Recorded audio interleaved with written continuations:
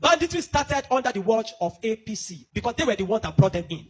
In 1992-93 in Kaduna, a riot broke out which they call the Zango Kataf riot. I was a young boy, very, very young then, and people were killed in scores. If you are not an Absa person practicing Muslim in Islam, they were killed. Especially if you are from the southern part of Kaduna, the tribes from the southern part of Kaduna, they were massacred. It was called the Zango Kataf riot. And if the next thing they do is to burn churches, kill Christians, and then if they are done with that, then they focus on businesses that is for Igbo people, Igbo-owned businesses, and they destroyed it. I grew up knowing that Christians are an endangered species in Nigeria. In the year 2000, when the Sharia riot, how many of you have heard of the Sharia riot? Hundreds of thousands of people were killed in Kaduna. I can remember vividly that we had to defend our house from people. They brought some Fulani boys and they faced our house. They were shooting arrows. They were stoning our zinc. They spot our zinc shooting arrows. Even though I was a Muslim then. Even though my father was a Muslim then. But because majority of the people in our compound were Christians, so they were willing to destroy every one of us because we're living with Christians. I can remember a particular church in Mando, for those that know Mando, in Kaduna, called Chapel of Redemption. That church was destroyed. And so from that time, anytime there's a little hanky-panky in Nigeria, the first target is churches and Christians. And this has prevailed for a long time. That even if there's a problem with in another country, the Muslim and the Hausas in Nigeria will rise up and begin to kill Christians. How many of you remember the Miss World crisis in 2002, 2001, 2002? That somebody drew a picture of Muhammad or something in France, long away in France, and they began to fight in Nigeria. Are you following me? Christians are endangered species. Now let me give you, and that's how it has continued. Scores have been killed, and they focus on regions where there is a mixture of both Christianity and Islam. If you look at states like Kaduna, state like Plateau State, state like Nasarawa, state like Taraba, state like Benue, state like Bauchi, state like Gombe, state like Borno.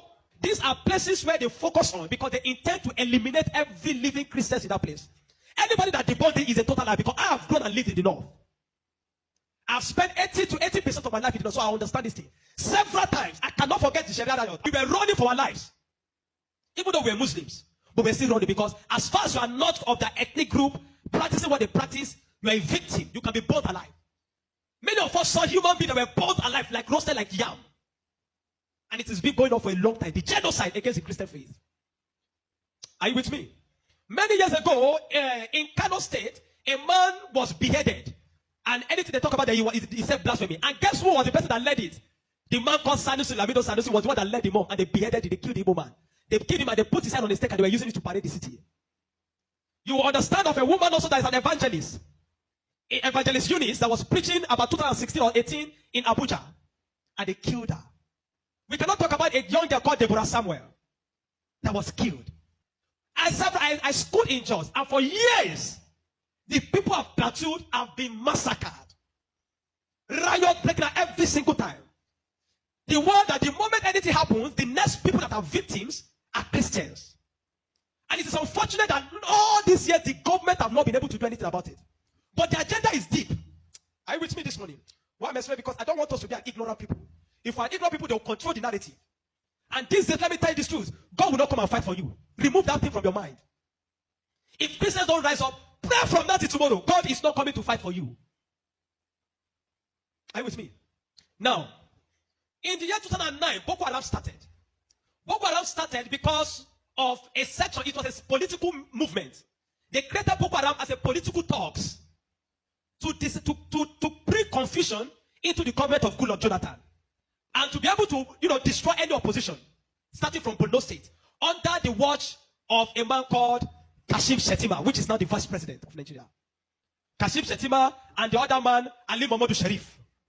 These were the people that started the business of Boko Haram as a political talks to be able to oppose their opponents. But after a time, the ideology grew and they began to destroy. Now, it became a problem and they began to use it to destroy, bombing here and there. In 2009, 2010. As of 2010, a man led a meeting in Jos. Are you with me? He led a meeting that they were going to annihilate Christians within the locality of Plateau, Borno, Plateau, Bauchi, Kaduna, and Nasarawa. And he said they are going to perform jihad. They will bring jihad and they will go to kill them. If the Islamic leaders are not willing to lead them, he is ready to lead the movement. I have the minute of that meeting in my phone presently. Guess who is that person? Issa Pantami, that was the former Minister of Communication under Buhari's regime. And several times, these are people that are terrorist sympathizers. And that is why the Nigerian army have not been able to win the war against the terrorism. Because people have, the terrorists have infiltrated the Nigerian ranks, the army ranks, so they cannot win the war. That said, Osama bin Laden was a better Muslim than he is. He was sad when Osama bin Laden was killed. And he has said it several times that Boko Haram should not be killed. He said they are their Muslim brothers. How do you win a war against terrorism? Where there are people high in government that are sympathizers to terrorism. How do you win that war? Now, there are 4 categories of insecurity or people that are causing insecurity. Number 1, you have Boko Haram. Number 2, you have bandits. Number 3, you have Fulani herdsmen. Now I'm going to show you how they are connected. Many people don't know. The Boko Haram and the Fulani herdsmen have one mission. The mission is simple: Islamize Nigeria. Come to a territory that are Christian dominated, kill everybody there, occupy their land. Go to Benue, look for a community, kill them there, occupy their land. That's always me. Boko Haram and the Fulani herdsmen. Have you noticed that Fulani herdsmen they don't kidnap, they kill? There's hardly a place you hear that Fulani herdsmen capture that they say these are Fulani herdsmen. No, when they go, they kill. How do they kill? They kill with guns. You must now ask yourself, how does a Fulani man get AK-47? Do you know the cost of one AK-47? One AK-47 is over $1,000 something. Where will a Fulani man be able to obtain to get one AK-47? Are you with me? And now, so you will know that there are people that are sponsoring this movement. Then the Boko Haram and the Fulani, they go about Christian-dominated areas. You will understand that when this terrorism started in Nigeria, that only people that were killed were Christian churches. You will not hear that they kill anyone. It is Christians and churches. I remember in Kaduna then that churches began to look for security men to guide their churches in every service day. Otherwise, you can be in church and then the next is boom, everybody dies. And churches that don't have money to hire soldiers began to use some of their members. I was a member of the security team in my church in Deeper Life in Kaduna in 2010. Because we don't stay in the church. Once I come to the church in the morning, we stay outside, moving around patrolling, because anybody can come and drop anything. So when Boko Haram started, the majority of Muslims, the Hausa, Northern Muslims, the Hausa, they were happy. I know people that were celebrating it. If you see them crying today, I'll tell you why. At the initial beginning of this thing, they were happy celebrating the killings of Christians. They said they are purging Nigeria of army. It was majorly on Christians and Christian-dominated areas. But when it comes to 2014, the man Buhari and APC that wanted to overthrow the government of Jonathan, by all means, decided to employ mercenaries from Niger, from Chad, from all those Fulani, from other African nations where they're Fulani, and they brought them into Nigeria. What was the goal? The goal was that if Jonathan does not concede defeat in the election, they were going to rain hell on Nigeria. So they brought in these mercenaries, and they equipped them with rifles, the El-Rufais, the Buharis. Are you with me? The El-Rufais, the Buharis. Every one of these people called APC, they brought in mercenaries and armed them in the bushes and told them to wait. The moment Jonathan did not concede defeat in the election, they were going to start. But unfortunately for them, Goodluck knew of the assignment. He got intel about it, because the man said his ambition does not worth the blood of millions. So the man conceded defeat and left. And so they declared APC winner. Now, you have already brought people from different parts to come and fight. But what they wanted to come and fight for did not achieve anymore. So now they left those people in the bush. They left them with guns and ammunition in the bush. And when Buhari became the president, he abandoned them. Instead of them to settle them and let them go back, they abandoned them. And the people saw Nigeria as a place that is good. And the people decided to remain in Nigeria. Those are the people that started bandits. Before, we don't have anything like bandits. Banditry started under the watch of APC, under Buhari, because they were the ones that brought them in. Kidnapping, because they needed to survive. So they started by kidnapping. And they started by kidnapping. And they started by kidnapping. And they started by kidnapping. Over time, now, you understand that there are certain parts of this nation where there are mineral resources. Don't be an ignorant Christian. Follow me. Don't be an ignorant Christian. Don't be in a nation where you don't have understanding of what is happening.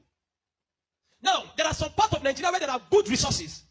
And this is have been illegally mined by elites, the military generals, the oligarchs, the people that are the leadership of the North. They were mining these resources, and the money does not go into the federal government account. So what they do is that they employ the services of this banditry to create two things. Number one, to create diversion. So when you go to Zamfara, that's why you hear that they say there is killing in Zamfara now. It's because of the Ilema gold mine. There is gold in Zamfara that they are mining. And so these bandits that are already in the bush, some people collaborate with them, partnered with them, and told them to see, keep creating confusion, create chaos. When you keep creating chaos, the Nigerian state and the people of Nigeria will not be able to focus on the illegal mining. They'll be concerned about the insecurity.